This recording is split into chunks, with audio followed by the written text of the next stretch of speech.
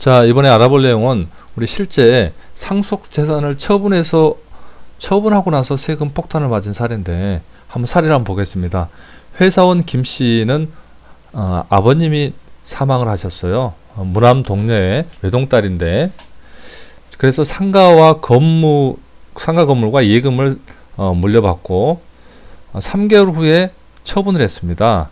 예, 저 상가 관리하기도 힘들고 그래서 처분을 했어요. 그런데 10달 후에 상속세 6천만 원을 내라고 세무서에서 고지를 받게 된 거죠. 참, 이럴 때 정말 황당하죠. 자기들이 봤을 때 이런저런 고민해봤더니 상속세가 없다라고 판단을 해서 신고를 하지도 않고 이렇게 결정을 했는데, 그리고 그 부동산을 처분하고 돈을 다 사용을 했는데 이후에 세금을 내라 그러면 굉장히 곤란한 상황들이 발생하겠죠. 그럼 도대체 왜 이런 상황이 발생이 됐는지 한번 알아보도록 하겠습니다. 실제 이분은 어머니가 있어요. 어머니가 있음에도 불구하고 이제 이런 게 나왔는데, 자, 물려받은 재산이 봤더니 부동산이 7억짜리가 하나 있고요. 그리고 현금이 3억입니다. 자, 그래서 10억이라는 거죠. 10억. 자, 그런데 여기서 현금이야 그대로 평가되지만 부동산은 뭐 그때 상속받을 당시에는 팔 의사가 없었기 때문에 기준시가로 평가합니다. 기준시가. 기준시가로 봤더니 7억이었어요. 그래서 합쳐봤더니 10억이었고, 배우자, 즉 어머니가 있었기 때문에 5억 공제와 일괄 공제 5억. 그렇게 해서 10억의 공제를 받을 수 있다라고 제가 인터넷 뒤져봤더니 이렇게 나오는 겁니다. 그래서 어차피 재산이 10억이고 공제도 10억이니 세금은 없다. 그래서 세금이 없기 때문에 세금 신고도 하지 않았습니다. 자, 일반적으로 일어날 수 있는 상황이죠. 자, 그렇게 해서 아무 문제 없이 이렇게 지내왔습니다. 그런데 느닷없이 이제 세금 내라고 안내문이 보내온 거죠. 그러면 도대체 왜 그랬을까요? 어떤 규정이 있기 때문에 보냈겠죠. 우리 상속재산을 평가하는 방법이 있습니다.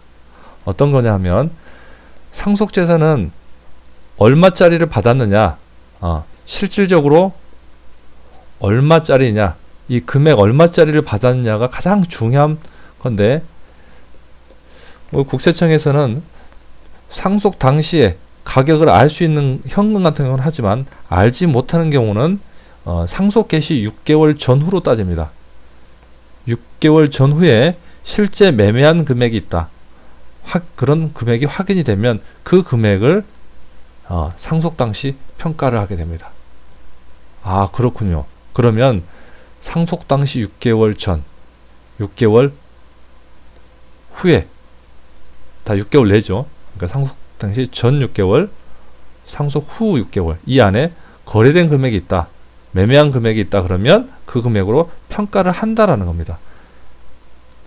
자, 6개월을 벗어난 기간, 6개월 전 기간은 토지 같은 경우는 공시지가, 건물 같은 기준시가, 그리고 상속 개시 6개월 후에, 그 이후에 6개월 이후부터는 공시가 기준시가로 하지만 전 6개월, 후 6개월 그 안에 있는 데에서 금액이 확인되는, 특히 이렇게 매매가 되는 경우는 매매 금액으로 평가하도록 되어 있습니다.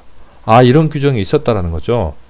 자, 그래서 그렇기 때문에 이분이 현실적으로 이렇게 했다는 거죠. 부동산을 상속을 받아서 세금 없이 신고도 하지 않았다라는 건데, 이 부동산을 어떻게 해요? 3개월이 되고 나서, 상속 개시 3개월 되고 나서 팔았다는 겁니다. 느닷없이 팔렸다는 거예요. 그 당시 기준시가가 7억이었어요. 자, 7억에 받은 걸로 되어 있죠. 자, 상속받는 것은 취득금액이 상속 당시 신고한 금액입니다. 자, 상속 당시 신고한 금액이나 기준시가죠. 신고 안 하면. 자, 7억짜리를 10억을 받은 거죠. 그럼 어떻게 됩니까? 3억이 차익이 났지만 이 상속 당시 가액이 3개월 내기 때문에 이 7억이 아니고요. 7억이 아니고 10억으로 거래를 했기 때문에 10억으로 평가가 됩니다. 10억으로. 그래서 세무서에서는 이 부동산 가액이 7억이 아니고 10억이 되는 겁니다. 10억이요. 자, 그럼으로써 7억짜리가 10억으로 다시 평가됐기 때문에 어떤 세금이 나오죠? 네, 과표가 3억이 늘어납니다. 3억. 전체 재산이 13억이 된 거죠. 거기서 10억을 뺐기 때문에 3억이 늘어나는 겁니다. 자, 3억에 대해서 상속세를 계산했더니 20% 세율에 누진공제 1,000만 원을 하게 됩니다. 1,000만 원. 그러게 되면 5천만 원이 되고, 여기에 세금을 늦게 내고 신고를 하지 않았으니까 가산세 해서 6천만 원, 이렇게 해서 나오는 거죠. 아, 그렇다는 겁니다. 자, 상속재산 평가 규정이 의외로 이런 경우에 있다라는 것들을 좀 아셔야 되고요. 아, 그러면 나에 대한 양도소득세는 어떻게 되냐? 7억에 신고 안 해서 이렇게 됐고 10억에 팔았는데 3억에 대해서 양도소득세가 나오느냐? 양도소득세는 없게 됩니다. 왜 없게 되죠? 10억에 3개월 내에 팔았다고 해서 10억으로 평가를 하게 되면 내가 받은 자산의 금액이 10억으로 다시 평가됩니다.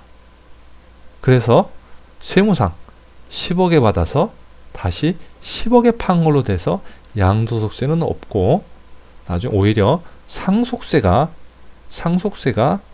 과세된다. 자, 상속세가 과세된다. 이렇게 보시면 되겠습니다.